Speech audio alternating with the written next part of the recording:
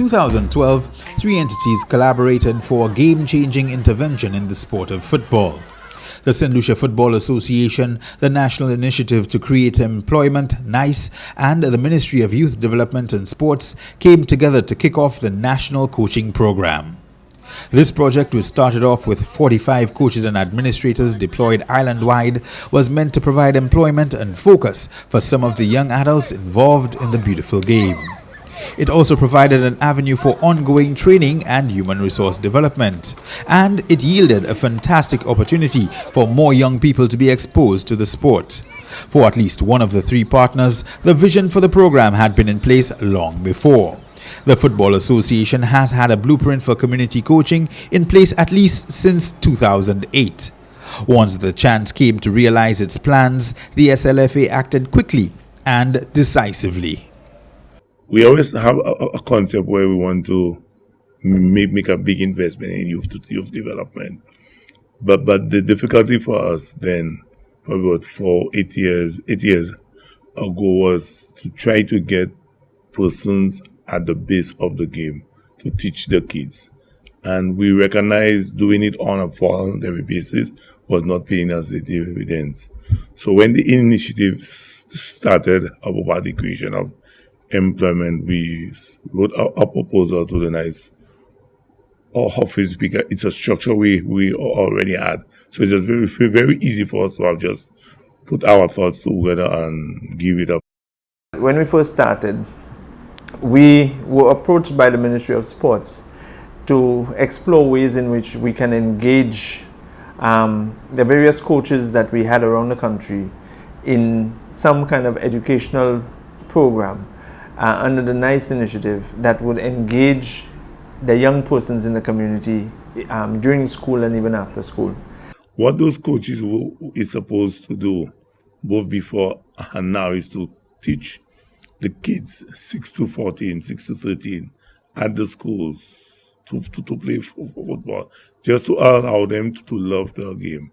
And then they would take them same kids into an after-school program, which becomes the school's football team.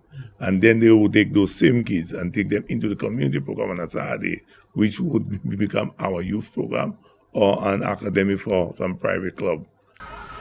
The coaches were deployed to the various primary and secondary schools, to the community affiliates of the SLFA, and were engaged with national representative teams.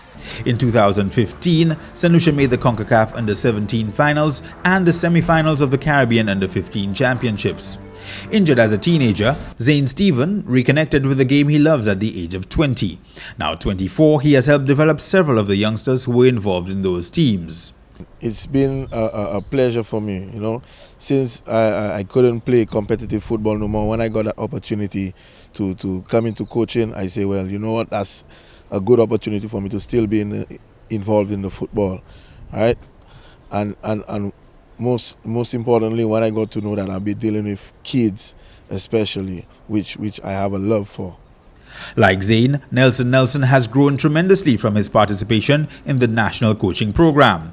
Aged 22, he says he has developed a great deal through the training provided by the SLFA and NICE. I wasn't the one to interact with others at all. I always kept to myself. That program, I could say that it changed me. I've become, I can say, bold.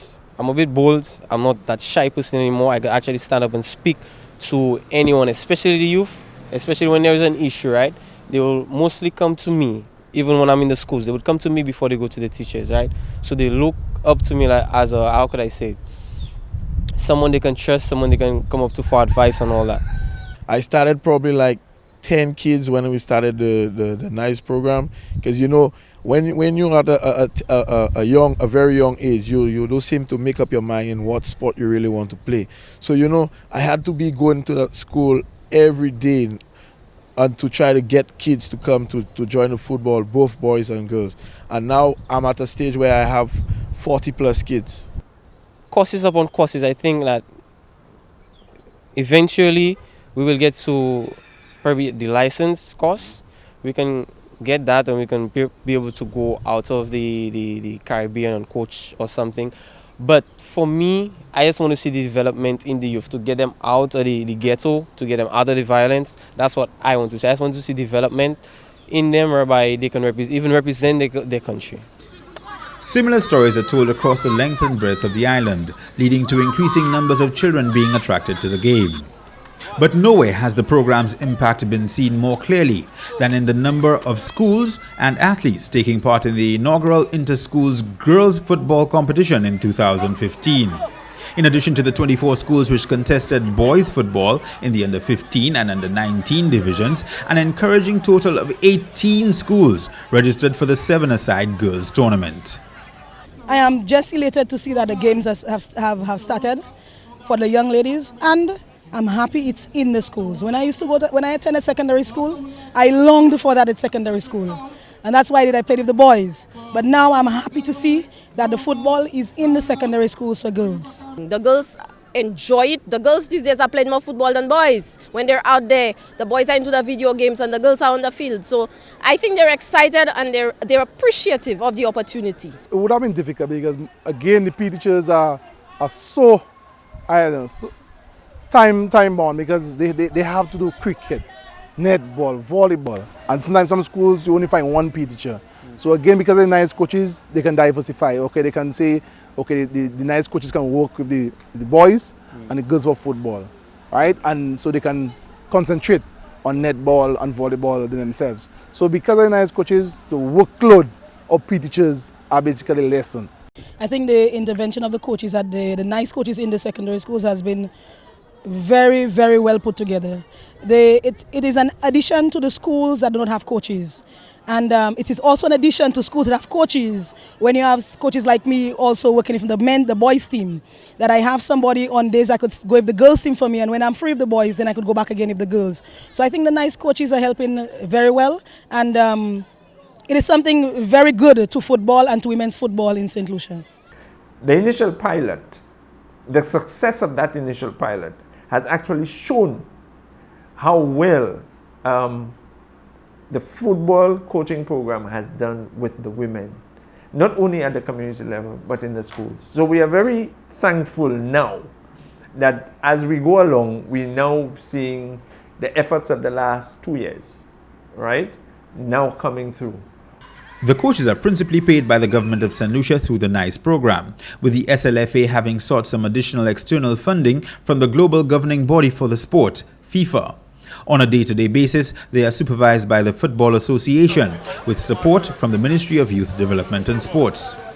Ongoing coaching certification at various levels is facilitated by the association, with NICE furnishing training in a number of other areas.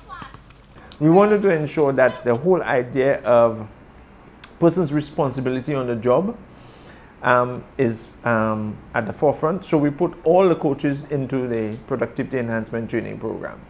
In addition to that, we also saw the relevance, and even that came from the Ministry of Education standpoint, in that those coaches needed to know how it is or how to handle young persons.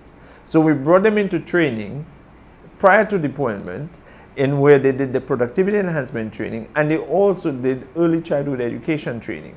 So they went through that process prior to deployment. I think as SLFA, it has contributed significantly to the development of the game, and it has made the management of the game extremely easier now, simply because of the concept and where the coaches have been placed.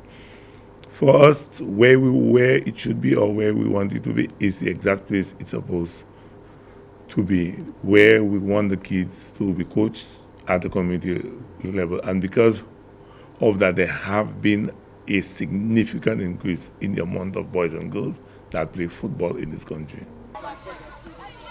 Between the community grassroots program, football in schools, and the coaches work with national teams, thousands of St. Lucians, from grade school students to teenagers and beyond, have benefited from the national coaching program. From teaching the fundamentals of the game to encouraging the development of young men and women at the competitive level, the initiative has been bearing fruit. Initially intended to run from 2012 to 2015, the program has been extended for 2 more years, meaning that the coaches will now be employed until at least 2017. Budding footballers, parents, teachers, principals, and community leaders alike have labeled the program a success. Understandably, that is a sentiment roundly endorsed by NICE and by the SLFA. It is one of the desires of the SLFA, and it is part of the overall plan between the NICE office and the SLFA to see if we could get more outside private sector investment within the program, because it has paid off, Terry, and it will continue to pay off.